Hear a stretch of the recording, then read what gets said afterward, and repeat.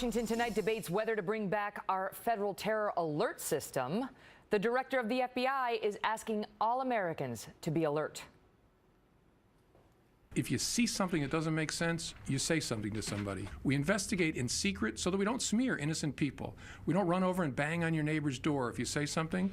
We investigate. If there was nothing there, no harm done.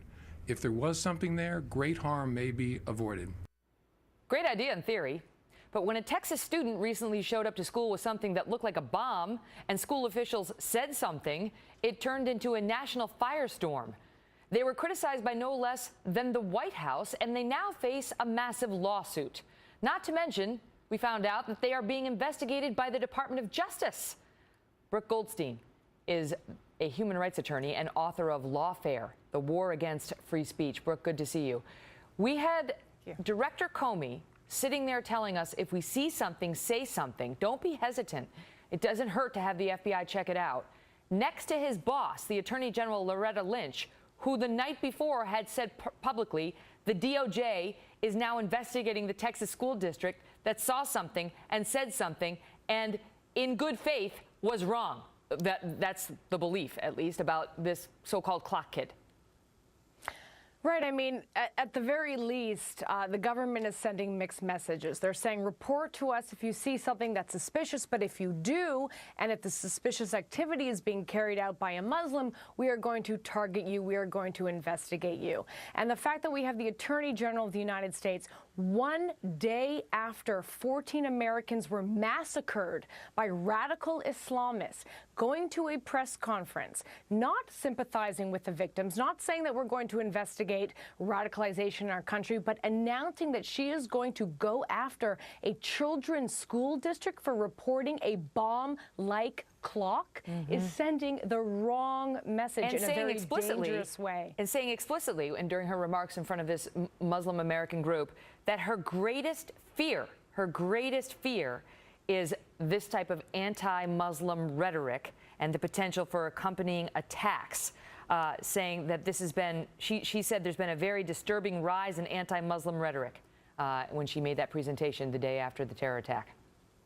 Well, I mean, this is the raison d'etre of the Obama administration, to convince us that Islam has nothing to do with radical Islam and to target those in the counterterrorism community, to target Americans, and now apparently to target school districts if they say anything or they report on anything that they seem to be related to radical Islam. I mean, this is a government that fires FBI officials for being Islamophobic, for merely giving courses to our counterterrorism personnel about the theological roots of Islamist terrorism.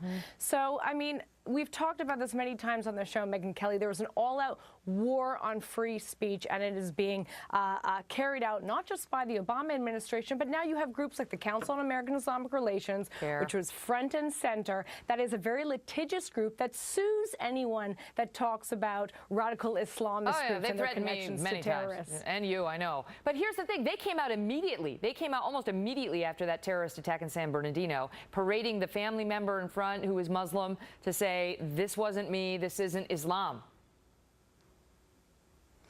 Right, and then you have the President of the United States who is now preaching to us what is the real Islam and what is not the real Islam. And I've been speaking about this with some of my friends, and this is treading very close to a violation of the Establishment Clause, where the government is not allowed to favor one version of a religion over another version. And we have our entire national security policy is based on favoring the peaceful version of Islam over the non-peaceful version, when those who have declared war against our country ascribe to the non-peaceful version of Islam. But we're not allowed to talk about that, or we're Islamophobic. That's interesting, Brooke. And Andy McCarthy has a very interesting piece at nationalreview.com right now on this, on how there are plenty, obviously, of peaceful Muslims who have assimilated into the United States and accepted American values and accept the separation of church and state. And then there is another group who believe in Sharia and who do not believe in that separation and want something very different. It's worth checking out. Brooke, great to see you.